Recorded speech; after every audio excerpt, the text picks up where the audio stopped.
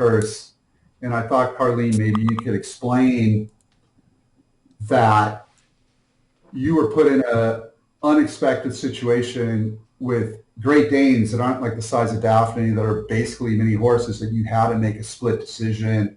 And maybe you could explain what happened, how Lockie got in and dogs and heat, etc. Yeah, when we were trying to bring Lockie in for mail call, but what hadn't happened, when we hadn't cleared out everybody else, and there is a loose doorknob in the back that the dog and heat came through just as Lockie did. Already in the room were two other and chaos. Now that's an awful lot of dogs in one space, but Lockie made a beeline for the other dog that was in the kitchen, crossed over the. I did hear something about a fence being knocked over, so I had that in the back of my head, and I came out of my room and I got him away from that area, and he ran over by the front door, pinning Cindy over there. Cindy is about half the size of Lockie. So I didn't want that black dog, which, as far as I knew, the fence was down. I didn't want the black dog to come out of the kitchen and come running for Lockie, because we would have had an awful fight with the dogs getting hurt and an awful mess over there by the front door. So I had to get Lockie away from there and get him out in the open, so if they did get in a fight, we'd stand some chance of breaking it up. So I did use my foot to try and get his rear end off the ground. It was not kicking him, it was lifting him with my toe, but that's not what it looked like online. It was a horrible looking episode online. It was much worse than it ever was. And I not having a collar on him or anything else, I just took a hold of his head, his ear, whatever, and steered him over to where he was, and had him lie down there, and he was fine. But by then, they got the fence back up and the other dog under control. So at that point, I just threw Lockie a cookie and said, good boy, and stay there. And it was a training mission at that point. But, the emergency was over with. So you would never see me kick a dog. Never. I have a track record of treating dogs beautifully. And I had to do this. And I don't know what I would do differently if I had the same thing happen again. But fortunately, if I get a little more organized, we won't have quite so many dogs in the living room at the same time. But I'm happy to answer anybody's questions. And that's, unfortunately, last night somebody got me on the phone and told me that there was a picture now being circulated with Lockie's throat cut and blood all over the place. And he's fine. There's nothing wrong with him. He hasn't got a bruise on him. I mean, I first just want to just kind of summarize a few things that you said, which was, like I said, this was a very emotional experience for the Explore Dog Bless You audience. But basically, in a split second, you had to make a decision, because these dogs could have gotten in a fight. You had a dog in heat, two male dogs, big dogs, and they could have gotten in a fight. And you had to make a decision. And I think as hard as it was for the Dog Bless You audience to see that, I believe dogs fighting would have been far more emotional and a much worse situation. And you had to make a split decision. And like you said, I know how it comes off in film, but like in a nutshell, that's kind of what happened. I mean, if you hadn't intervened, something much worse could have happened by accident. Is that correct?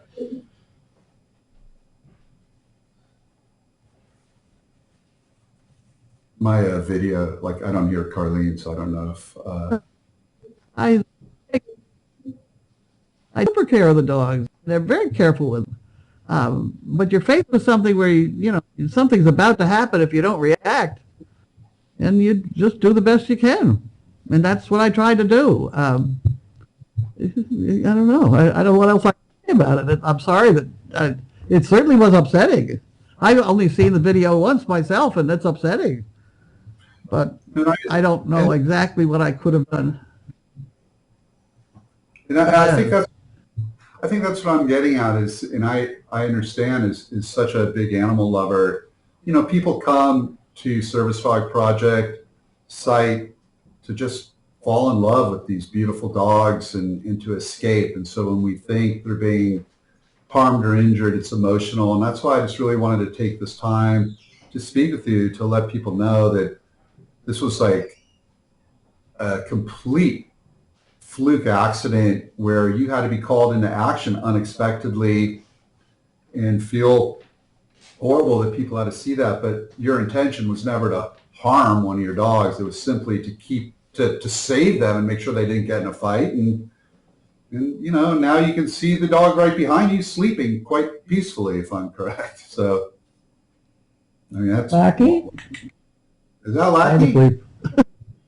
That's Lucky. You know, hey, and I'd like to point out one of the reasons why I love dogs so much is, you know, it's like everything that like religion's supposed to be is an animal, unconditional love and forgiveness. So what I'd like to put out to the audience is whatever happened between Lackey and Carlene, if you look right now, you could see that Lackey understands and love has been restored. And that's what I'm hoping this call will do. People can ask questions. Is that for people to realize that Carlene's been doing this her whole life. She loves these animals. The animals love her, and that we can put this behind us and, you know, maybe talk about, maybe through this lesson, are there better protocols for the future that maybe you'll do, Carlene? That, you know, so like these type of mishaps can happen, or is it just kind of one of those crazy events and move on? Yeah. I've been at it, 10 years? That's the first time it's happened. Let's go that direction. You know, we try not to have anything like that happen, certainly. And you'll probably find fewer dogs here during mail call, maybe, but there are two of them that you can't see on that camera, but there are two other dogs in the room now. So there's 3 here total. And they've just had their supper and they're all sleeping. I know that some of the fans had questions. I don't want to go too in it. I just wanted to take this moment to explain, and that's why seeing Lackey there, you know, you can see that there's clearly calm has been restored. So this was a mishap once in 10 years. Let me see. Here's some of the questions we got. I don't know if they come in through mail call, but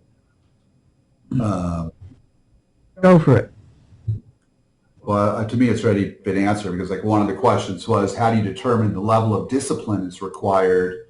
Is it based on the infraction, the dog, or a specific response you're trying to solicit? But like you said, this wasn't really a matter of disciplining the dog. It was a matter of breaking them apart from fighting, it sounds like. So, I mean, is it a discipline? Quickly to a different area. And that, I had to get away from that door, because if they fight in that tiny area over by the front door, it was not going to be a good thing. Try and make a puppy move that doesn't want to move. I mean, even a small one, you'd probably have trouble, but he's a big dog. So we tried push and then pull and push and pull, and we finally got him over there. Or I finally got him over there. And no, he is a big dog. I might have to bring in like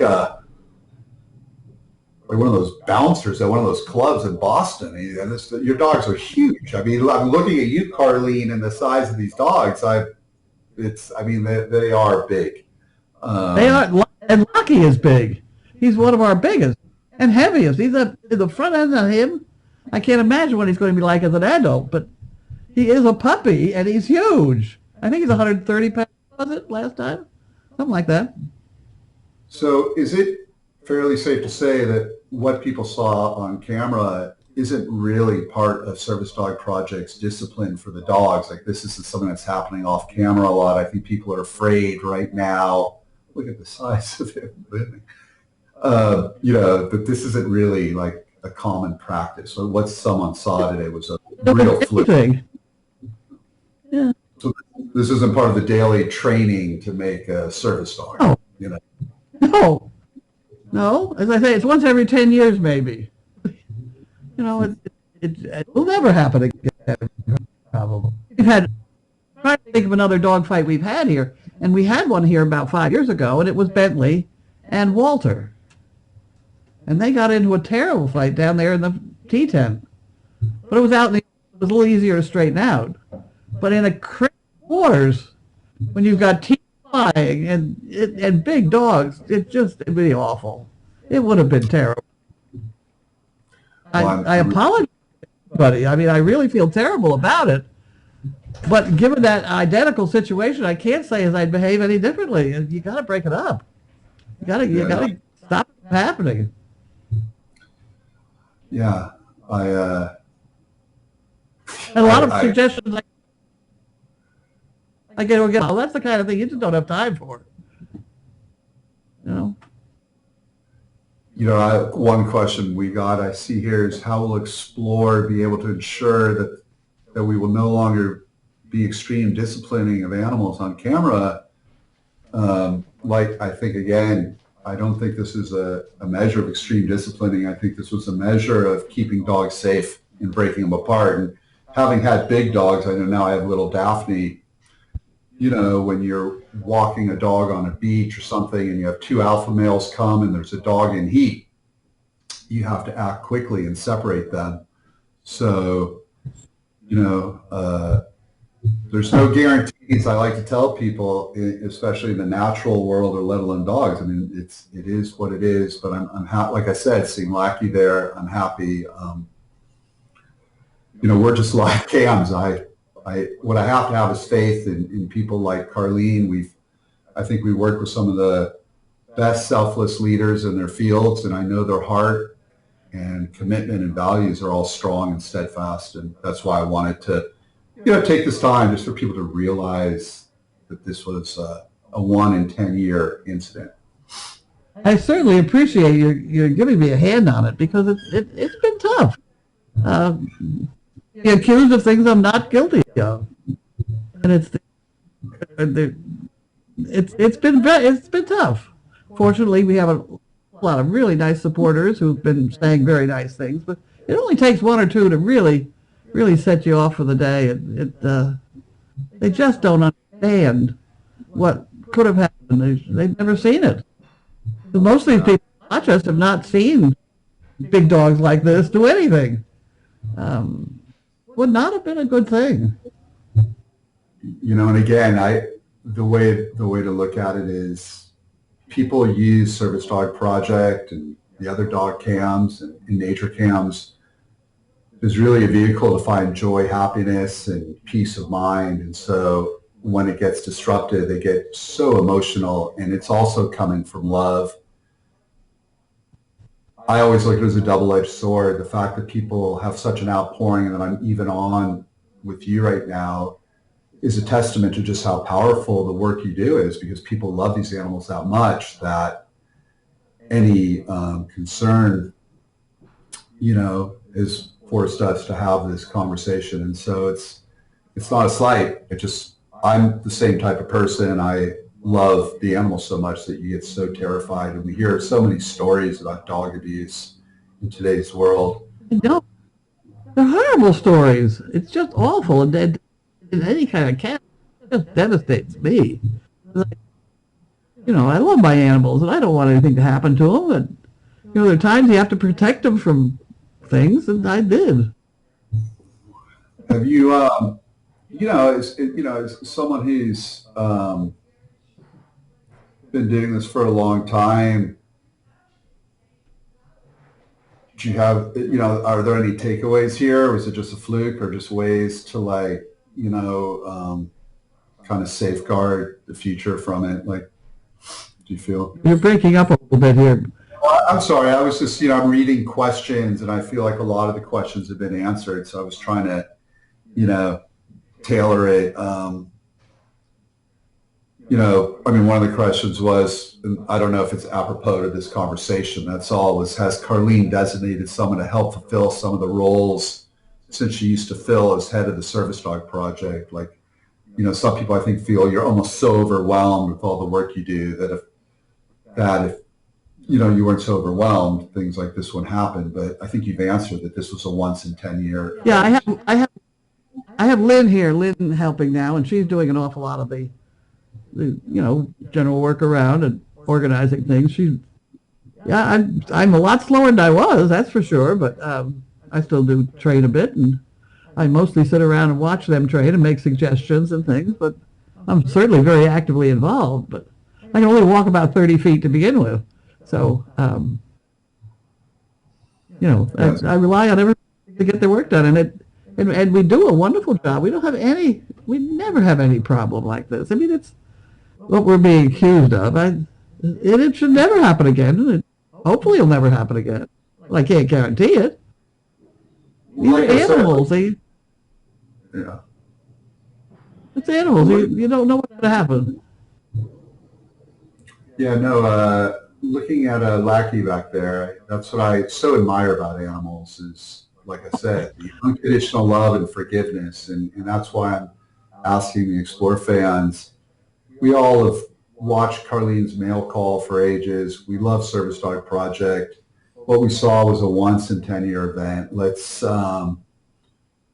Let's practice what Lackey is practicing right there, move on and just celebrate the beautiful thing. In fact, let me ask you a more important question. Do the new puppies have names? And what about these new puppies in weights? What's the naming going on here? I mean, do we have to call one brawler?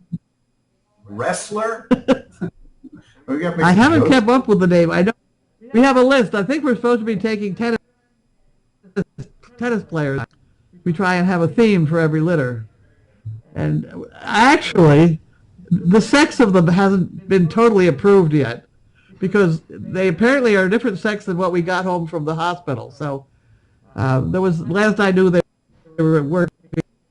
That was a difficult one, but Gus become Gussie too many times around here. Well, like I said, it's always an honor. I know that the audience has been emotional. I hope they understand. And the rest I'll leave to Carlene. It's always nice to talk to you and to see the dogs. I'm sorry we had to, talk on this level, but I'm a true believer in what you do. And I think in the end of the day, when I often think with Dog Bless You, it's really amazing when I think about all the people all over America and the world right now that have these Dog Bless You service dogs, ECAD, and the joy and happiness they're bringing. So you must be doing something right because these dogs are having tremendous impact all over the world in this country, enriching people's lives, the family, and the whole society. So I still want to focus on that mission, and let's just try to make sure that once in a 10-year thing just doesn't happen again, Yeah. Well, I really appreciate your coming in and giving me a word of encouragement here because it was a bad scene. There was nothing I could do. I can share a story so I understand. As the founder of Dog Bless You, I used to have this big golden retriever named Lucky. I see his photo on a bag behind me, but Lucky was a search and rescue dog, and he loved the mountains. And I remember once I took a photo and Lucky was riding a chairlift with me. That to him was the greatest thing. And people wrote in that the dog was miserable. I looked like I was choking him. He might die. That dog could not have been happier. But my point is I learned right then just how sensitive people are and how much they love their animals and how protective they are. And you have to be careful. So I know with a scene like this, and I've always been aware of it from that lesson.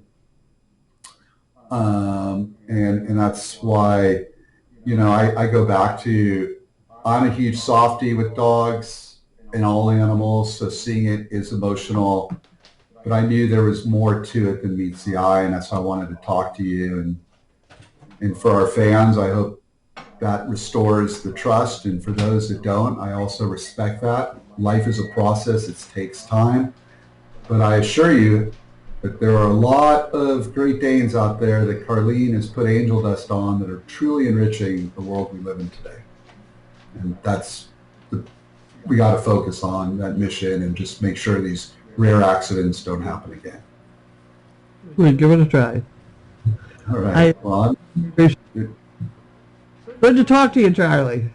Always good. I'll let you do what you do with that roll or mail call. And to the Dog Bless You and Explore fans, I don't get to speak to you that much, so in a strange way, it's been a pleasant surprise and an honor to speak to whoever's listening. And know at the end of the day, we're just here to improve the human condition as purely as we can, and we support Carlene. So have a nice day. Thank you tremendously. All right. Bye-bye. Am I out? I don't know whether I'm done.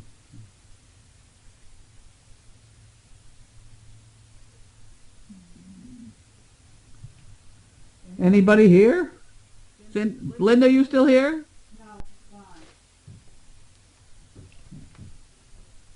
Okay.